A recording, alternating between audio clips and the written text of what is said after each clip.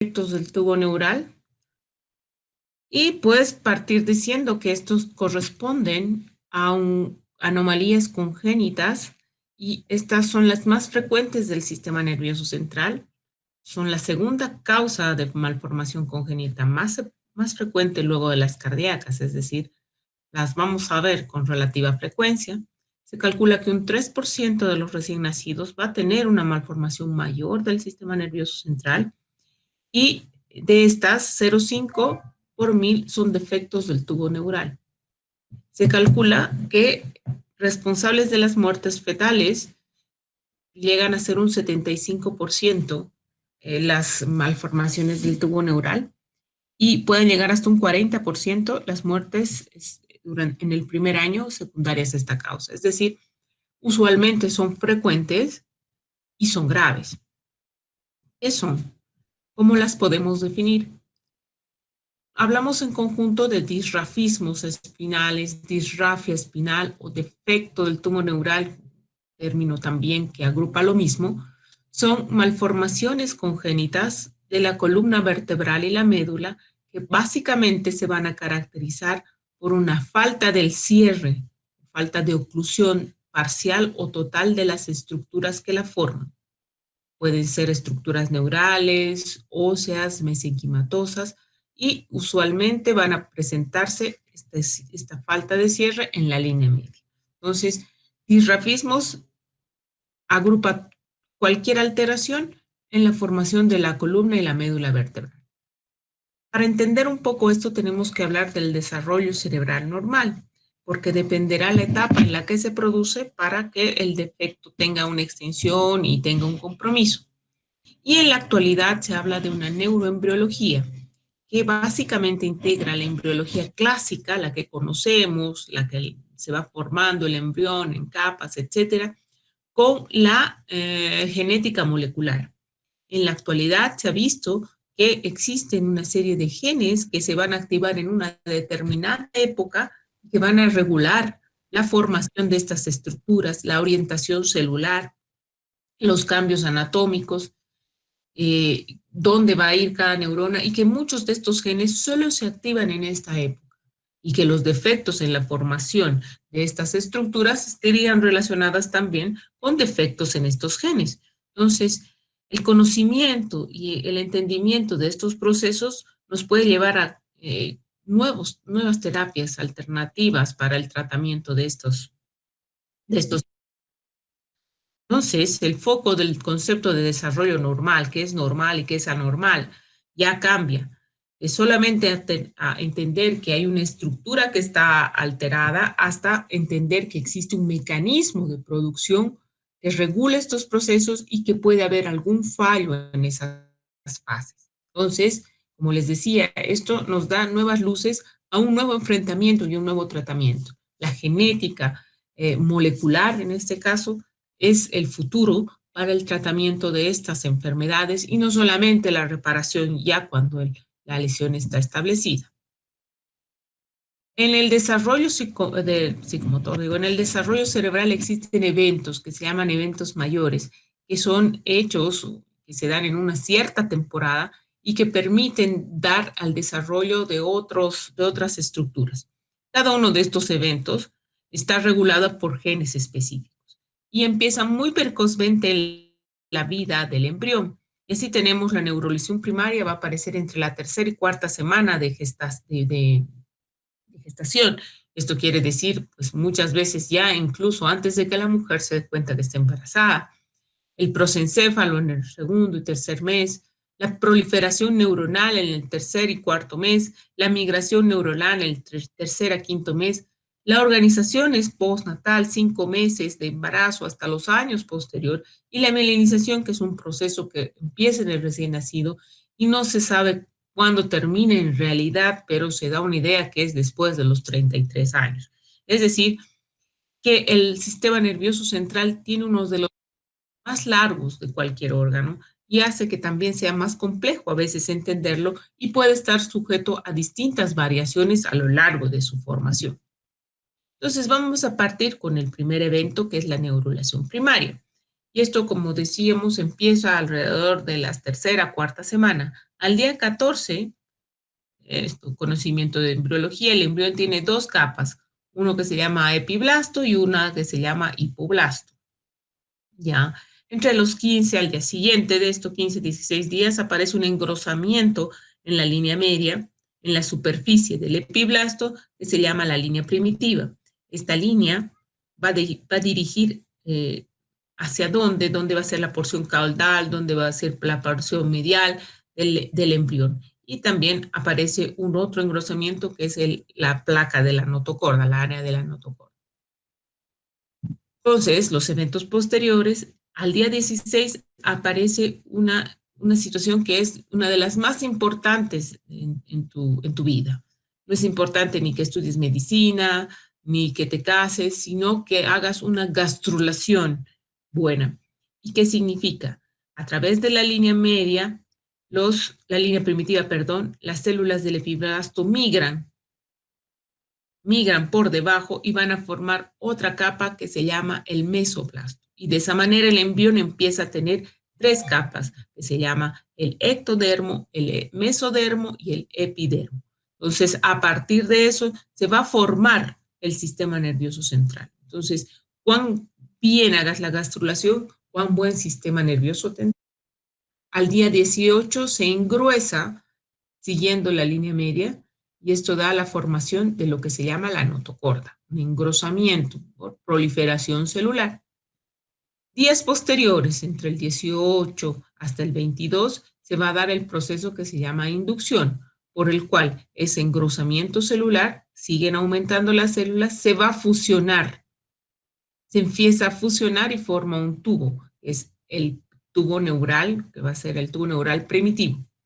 Esta inducción, esta estimulación celular para que estas células se proliferen y se unan, pues va a empezar en la región medial y va a tener un sentido céfalo-caudal. Ya va a ir en los dos sentidos, se van fusionando, van proliferando las células y más o menos empieza esto al día 22 y va a terminar con un poro que se llama neuroporo anterior, que se va a cerrar entre el día 24, y un neuroporo posterior que se va a cerrar al día 26. Entonces, aquí ya tenemos la formación del sistema nervioso central primitivo, con la formación de todo lo que va a ser posteriormente el prosencéfalo, que va a dar al cerebro, al tronco, al cerebelo, etc. Entonces, a partir de esto es que empieza la formación y es en esta etapa que se pueden dar los defectos del tubo neural. Entonces, aquí entra la neuroembriología. Estudios recientes han dado información del mecanismo molecular por el cual se regulan estas fases. Hay un gran número de genes involucrados y que estos van a producir además proteínas y factores activadores, reguladores e inductores celulares. La mayoría de estos se van a expresar en el mesodermo, de ahí la importancia de la gastrulación y el patrón que va a seguir, qué va a ser cabeza, qué va a ser pies, qué va a ser izquierda, derecha, lateral, medial, pues está dado por la expresión de estos genes que van a regular esta interacción celular. Entonces, ustedes se dan cuenta lo crítico que son la expresión de estos genes. Estos genes se llaman en conjunto los genes homeóticos, que van a contener homeobox, que son secuencias definidas de ADN de alrededor de 183 pares, que comparten aminoácidos similares, y estos genes homeobox son los que van a definir la orientación, todo esto y la activación de las células en ciertas fases del desarrollo. Se ha contado alrededor de 200 mutaciones en estos genes, ¿ya? Entonces, estas mutaciones serían las responsables de los defectos del tubo neural. Obviamente, esto ha sido estudiado en animales. Ahora, sin embargo, no sería solo la mutación de los genes las responsables de estas alteraciones. Muy probablemente sea un cambio más complejo, tanto la mutación como la interacción de factores ambientales, Y no solamente me refiero a factores ambientales inmediatos, sino a veces también factores epigenéticos que pueden hacer que este defecto sea manifiesto. Entonces, el entender los genes que regulan esto ayuda mucho, pero no solamente es eso, también juegan, como les decía, factores ambientales. ¿Y qué factores ambientales son los que van a regular o que van a participar de los conocidos en estos procesos? Hay una serie de lista de factores de riesgo para el desarrollo de espina bífida. Tampoco es uno 100%, no es uno solo. Y los factores de riesgo establecidos son, por ejemplo, que la persona haya tenido un embarazo previo con un defecto del tubo neural. Esto incrementa el riesgo un 30% de veces, o sea que es bastante importante. El consumo inadecuado de ácido fólico, que es uno de los factores ambientales que más ha podido ser estudiado y el que más ha podido ser modificado también, aumenta el riesgo entre 2 a 8% de tener un defecto del tubo neural. La diabetes pregestacional, 2 a 10 aumento de riesgo. Y el uso de anticonvulsivantes, en este caso el ácido valproico y la carbamazepina, con aumento de 10 a 20 veces más el riesgo, ¿no? Lo cual hace significativo y estos factores podrían ser colaboradores y los que hay que regular en el momento de prevenir los defectos del tubo neural. Otros factores sospechosos han probado un riesgo mucho mayor, un riesgo relativo menor, como ser el déficit de vitamina B12, la obesidad materna, la hipertermia materna, enfermedad diarreica aguda en la madre y otros factores en realidad no está 100% comprobado, como los campos magnéticos, como la desinfección y la cloración de los productos de consumo, como el agua, la exposición al agente orange y otros contaminantes, en realidad no está establecido. Pero de los que sí está establecido y con un riesgo relativamente alto, son los que hemos nombrado al inicio. Y de esos, el ácido fólico, como les decía, ha sido el más estudiado y es el que ha sido manejado. Se ha reducido la prevalencia de defectos del tubo neural hasta en un 70% en algunas poblaciones con la suplementación del ácido fólico, lo cual quiere decir que es una medida importante. Sin embargo, algunas otras poblaciones en las que se ha suplementado también ácido fólico, la variación ha sido muy baja o casi nula. Y esto nos habla también de que no solamente es un factor ambiental, sino también existe una correlación con factores genéticos. Por lo tanto, los defectos del tubo neural no son solamente un defecto del ácido fólico, un déficit del ácido fólico. ¿Y por qué es el importante el ácido fólico? Porque es un factor que va a participar en la síntesis de los nucleótidos, que son los componentes del ADN.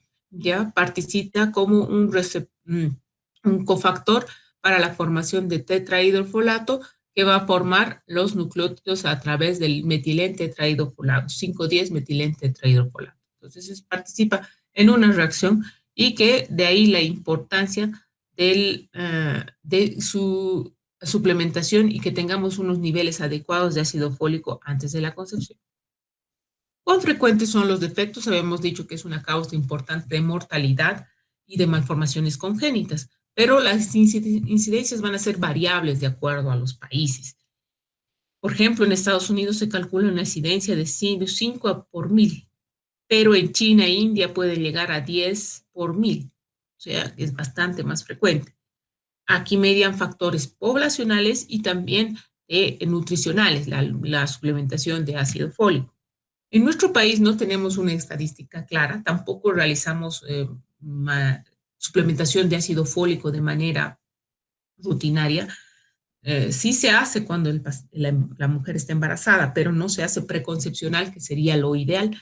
Entonces, no tenemos unas cifras claras, pero nuestra incidencia debe estar alrededor de 1 a 3 por 1000, ¿no? Eso es una incidencia relativamente alta. ¿Cómo se clasifican los defectos del tubo neural? Bueno, estos pueden aparecer a cualquier trayecto del defecto. Hemos dicho que inicia su cierre en sentido céfalo-caudal. Entonces, en cualquier punto del defecto puede ocurrir una falla en el cierre. Sin duda alguna, las fallas en el cierre del neuroporo anterior son las más graves y de estas la más grave es la anencefalia. Cuando no se cierra todo un segmento grande desde la línea media hasta un neuroporo, pues ocurre la situación que se llama craneorraquiesquisis, que muchas veces son pacientes que nacen muertos, mortinatos o son incompatibles con la vida. Si existe un cierre de una parte también del neuroporo anterior, puede producirse una iridencefalia, que es una falla completa del cierre, pero a veces está cubierta por piel y eso hace que pueda tener otro tipo de expresión, tipo de manifestación, y está también dentro de la falla del cierre del neuroporo anterior, el encefalocele. Tiene sus propias características y que vamos a ver más adelante. Las fallas del cierre del neuroporo posterior o de la línea media para abajo corresponden a lo que sí se llama la espina bífida. La espina bífida o los defectos del tubo neural más conocidos. Y de estos vamos a tener dos tipos, la espina bífida abierta y la espina bífida cerrada. La abierta es la que está expuesta a todas las estructuras y obviamente la cerrada es que el defecto está cubierto por piel. Estas, en conjunto, se llaman las disrafias. ¿Ya? Y estas disrafias van de estos dos tipos, pero pueden tener otros extremos. Y así podemos tener, esta es la piel, ¿ya? Y esta es la situación normal. Podemos tener una falla ósea, pero con todas las estructuras neurales íntegras, y podemos tener una falla en la fusión ósea o un defecto en la piel, y esto corresponde a un grupo que se llama las espinas bífidas ocultas, y eso lo vamos a describir más adelante.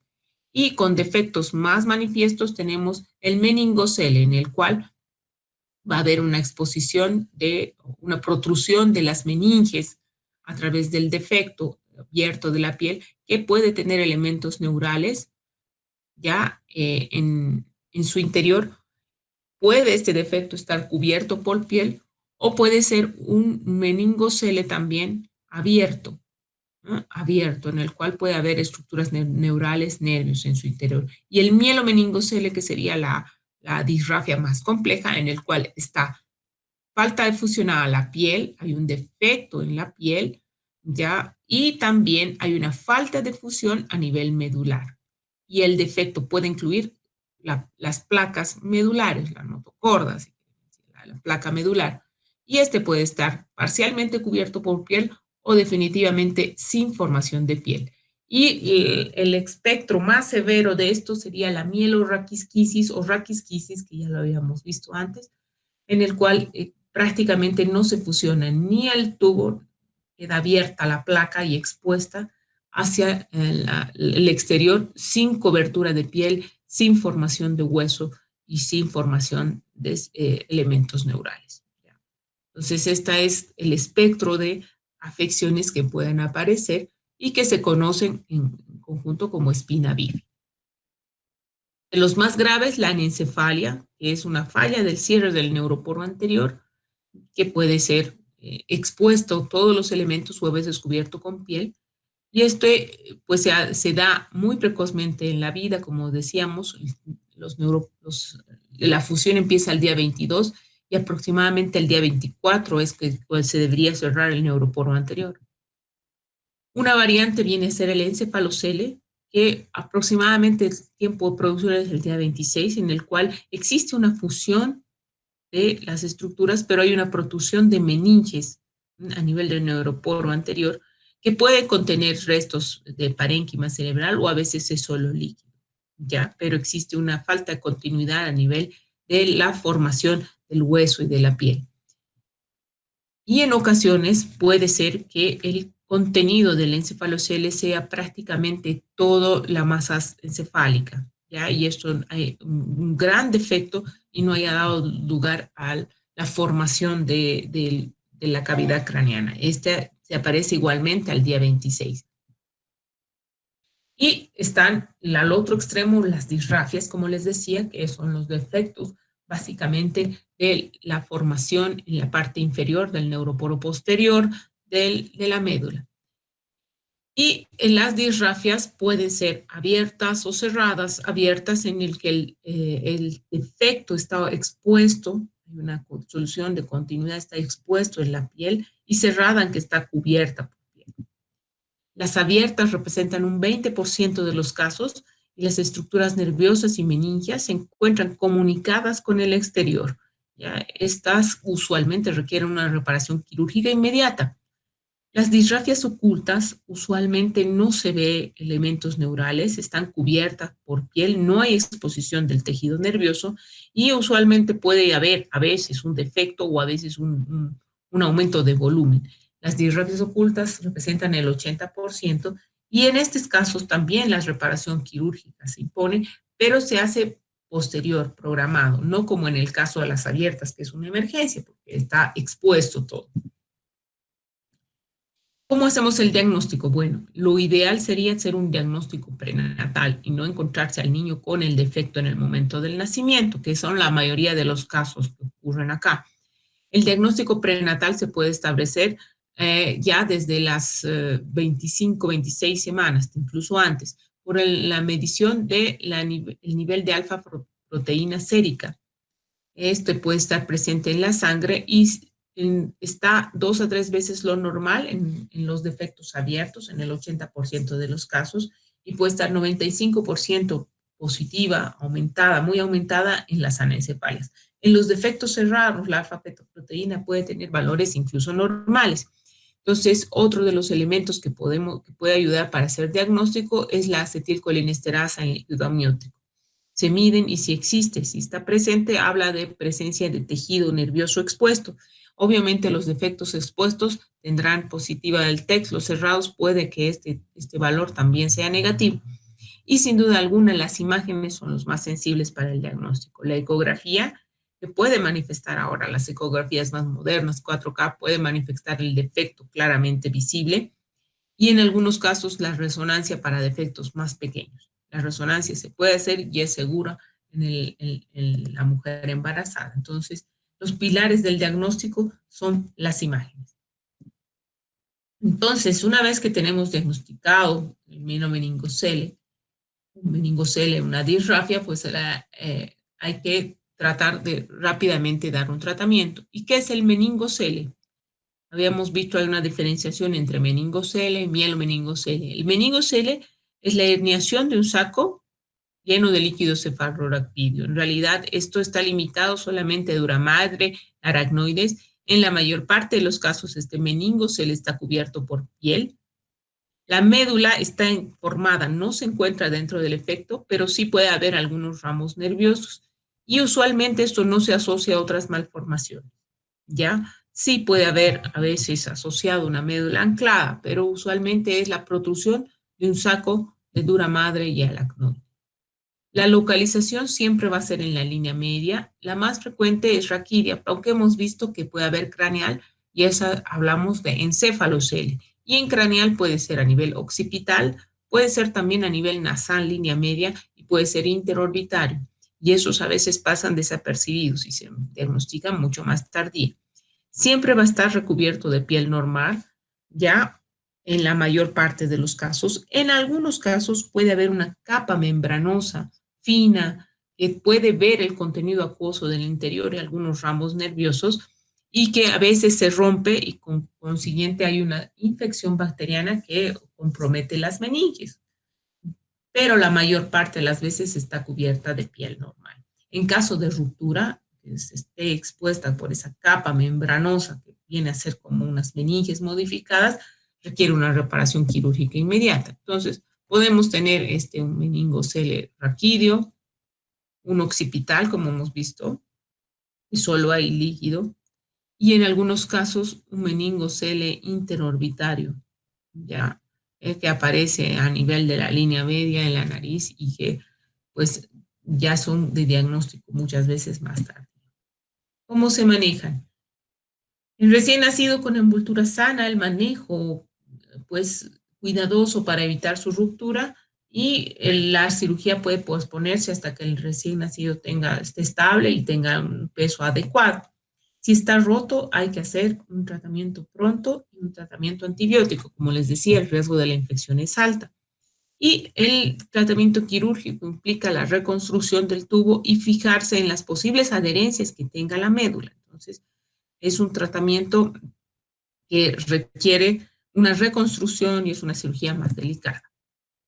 La otra variante es el mielomeningocele, en el cual hay una falla en el cierre del tubo neural posterior. Esto se ocurre al día 26. En este caso, sí, existe una exposición tanto de meninges como de la médula y no, en algunos casos está abierta, no se ha formado adecuadamente. Entonces, generalmente son defectos en la línea media, en el que en el defecto la médula también está disráfica, no se ha formado bien y está expuesta, ya está expuesta la piel, se ve ahí la plácoda y hay formación de raíces, pero principalmente está expuesta lo que es la médula. ¿Cómo ocurre esto?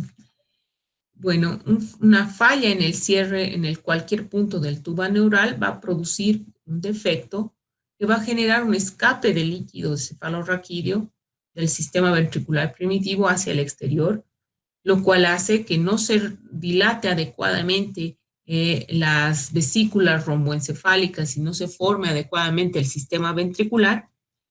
Esto hace que el mesodermo no tenga una adecuada estímulo y hace que no se forme todo el tejido circundante, el cráneo, la piel, y tengamos una fosa posterior pequeña. Y esto hace que las estructuras del cerebelo y del tronco hacia abajo estén herniadas, ¿ya? Entonces, que el defecto a nivel medular ya de por sí esté abierta, puede también tener consecuencias hacia la formación de estructuras superiores. Y de ahí que el mielomeningocele va a ir acompañado de otras alteraciones. La localización va a determinar el grado del compromiso neurológico. El más frecuente es lumbosacro y usualmente este paciente va a tener grados variables de parálisis y con compromiso esfinteriano. Va a tener alteraciones tróficas por alteraciones sensitivas y esto a veces puede generar alteraciones también ortopédicas, luxaciones de cadera, deformidad de los pies, que a veces vienen ya desde el nacimiento, pie equinovar. Si bien va a tener defectos en la formación del romboencéfalo y en las estructuras superiores, muchos de esos pacientes tienen inteligencia normal, pueden tener una vida relativamente normal, sí con defectos en la motilidad, pero a nivel cognitivo pueden ser absolutamente normales. Como consecuencia de esta alteración en el cierre y la formación del romboencéfalo, las anomalías secundarias neurológicas que se ven son la formación de Chiari tipo 2, sobre todo en los mielos lumbares. Entonces, ¿qué ocurre acá? Como les decía, la fosa posterior es pequeña y todas las estructuras se hernian y esto produce un colapso del cuarto ventrículo y esto genera muchas veces que el paciente pueda tener aquí herniada, alteraciones respiratorias, compresión del bulbo y tener problemas más a medida que va creciendo y también va a generar una obstrucción del cuarto ventrículo, ya del drenaje adecuado del líquido cefalorraquídeo y vamos a tener una hidrocefalia secundaria. El 70 o 85% de los casos van a tener una hidrocefalia secundaria. En un 88% de los casos van a tener también otras alteraciones a nivel medular, que van desde diplomelia, siringomielia y otras alteraciones en formación a lo largo de todo el eje. Y también porcentaje variable pueden tener alteraciones en la formación de la corteza, genesia del cuerpo calloso, heterotopias, alteraciones en la sulcación. Es decir, si bien pueden tener una inteligencia normal, hay que estar atento a estas posibilidades de malformaciones secundarias. Y como les decía, los otros problemas van a ser las deformidades en las extremidades, alteraciones tróficas en las extremidades y un aspecto muy importante es la disfunción urinaria. La mayor parte de estos pacientes, sobre todo con defectos altos, lumbares, lumbosacros, van a tener vejiga neurogénica, van a tener alteraciones en la continencia, incontinencia urinaria. En el 90% de los casos esto está presente y si no es manejada adecuadamente puede dar complicaciones renales que incluso comprometen la vida del paciente. Hidronefrosis, reflujo vesiculolateral, infecciones recurrentes y hacen que el paciente pueda tener después una falla renal y obviamente condenado a un trasplante renal. Entonces, desde el primer día hay que estar atentos al manejo de la incontinencia urinaria. Esto es una pregunta que siempre hacen los ven un paciente con un defecto a nivel lumbar. Entonces, ¿cuál es la probabilidad de que camine? Va a depender de la altura del defecto. Generalmente los defectos sacros, S2, S3, S4, van a deambular sin ningún apoyo ortopédico. Ya ellos van a deambular. Sí, la continencia urinaria va a estar afectada, pero la deambulación no. Los defectos que nivel L5, S1 van a tener igual deambulación con o sin apoyo ortopédico, pero no por tramos largos, o sea, va a tener una cierta dificultad. Los lumbares con nivel L3 y L4 deambulan ya con aparatos ortopédicos o con muletas, van a necesitar un apoyo. Y los defectos lumbares más altos, en realidad, es muy improbable que camine. Cualquier defecto por arriba de D12, L1, L2, es muy improbable que camine. Entonces, esto es importante también para conversar con los padres. Si bien la fisioterapia y la rehabilitación pueden ayudar, de hecho tenemos que hacerla, puede que por el compromiso la marcha se vea comprometida. ¿Cuál es el tratamiento del mielomeningocelo? El manejo es multi-interdisciplinario. Hay que ver la posibilidad de que el tratamiento sea lo más pronto posible, ¿ya?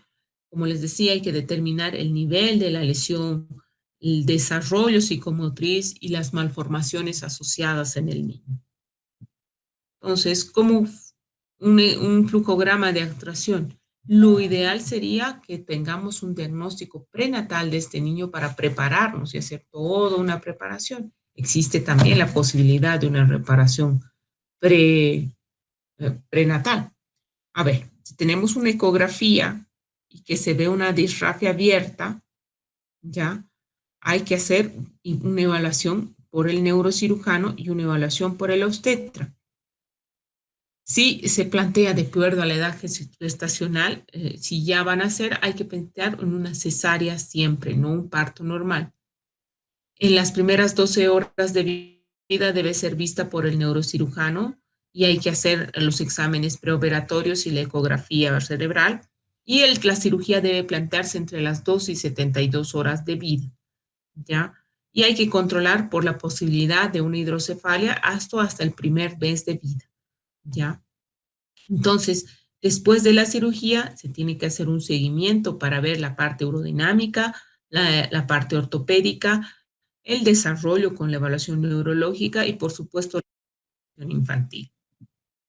Entonces, la plastía debe ser precoz entre las 24 y 48 horas. Debe incluir liberar las estructuras de la médula y colocarla lo más fisiológicamente posible, prevenir el daño adicional, pero muchas veces este ya está planteado. Se dice que la exposición del tubo neural al líquido amniótico, de las raíces nerviosas al líquido amniótico, es la que produce el daño neuronal y aunque lo reparemos, muchas veces no es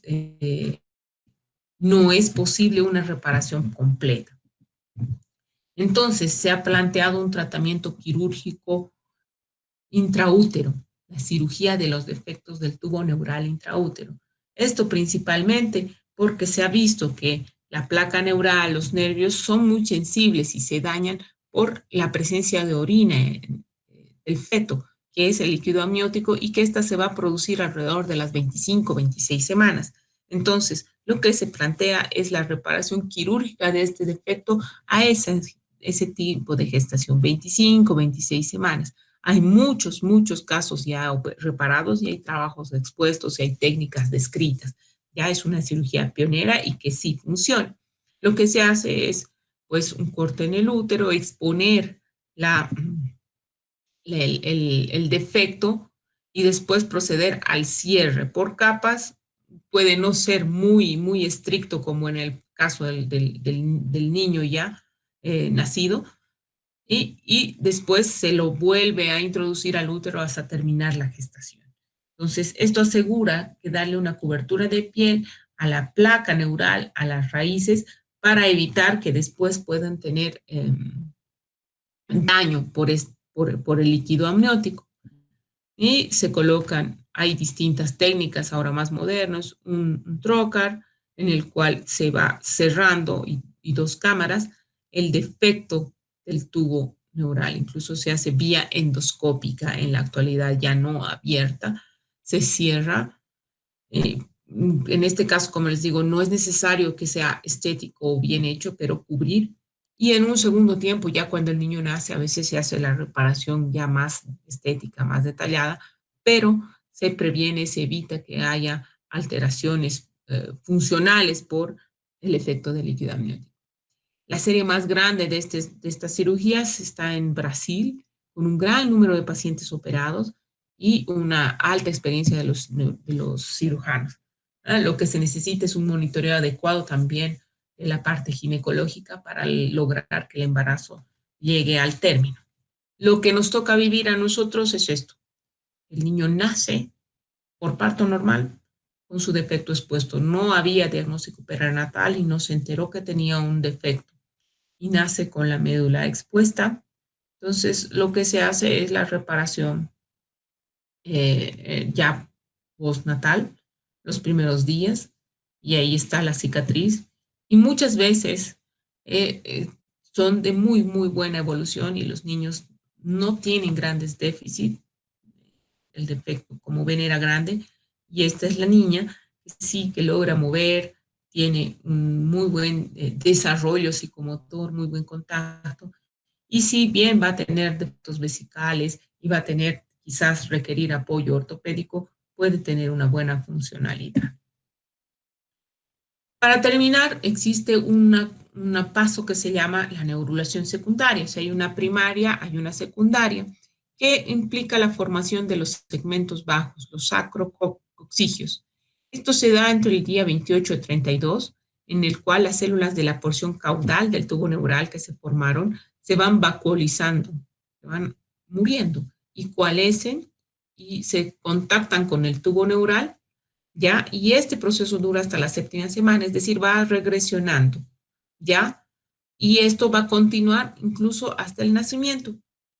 Y esta regresión de células de la masa caudal va a formar lo que se llama el filum terminale. Entonces, es por eso que el cono medular no llega hasta la región sacra, sino antes. Y ese proceso de regresión, de vacuolización, es la neurulación secundaria, que por supuesto también puede tener defectos. Y los defectos de la neurulación secundaria usualmente nos van a dar estas espinas bífidas ocultas.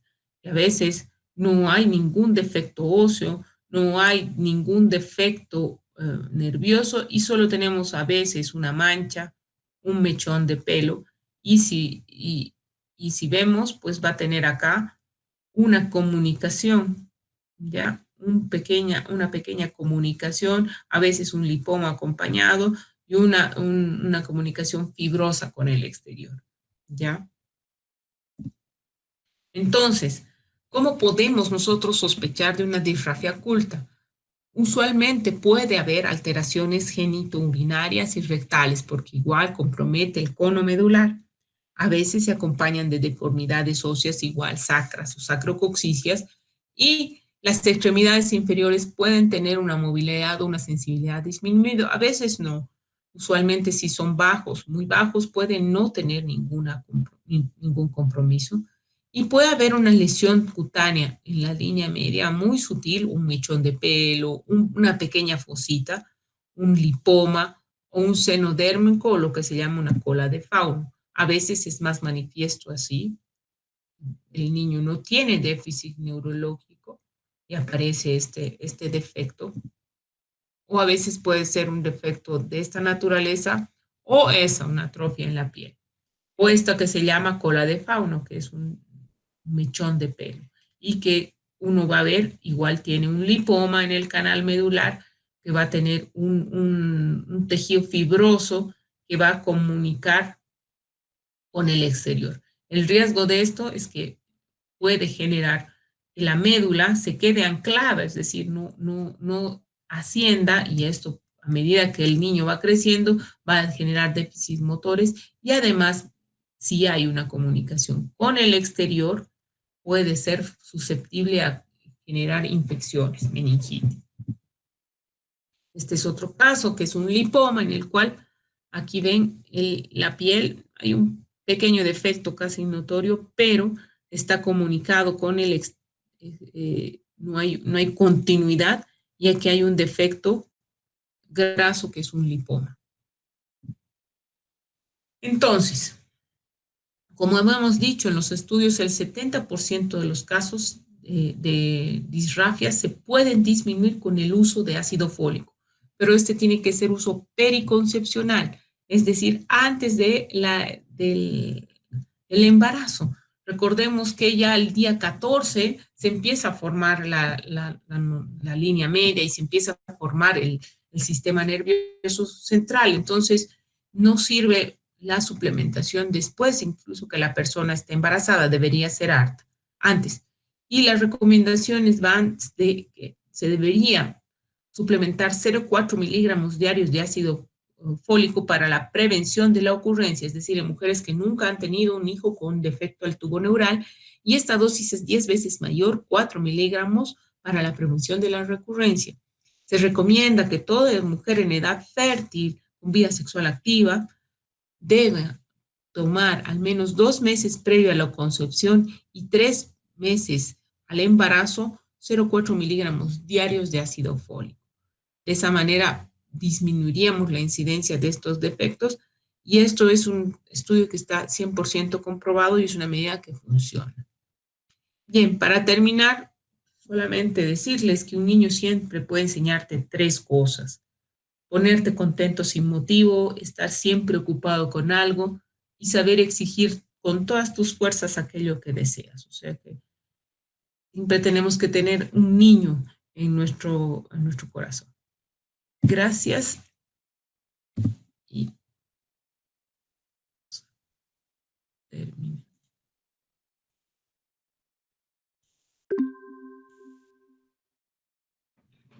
Bien, dudas, Gracias, doctora. dudas.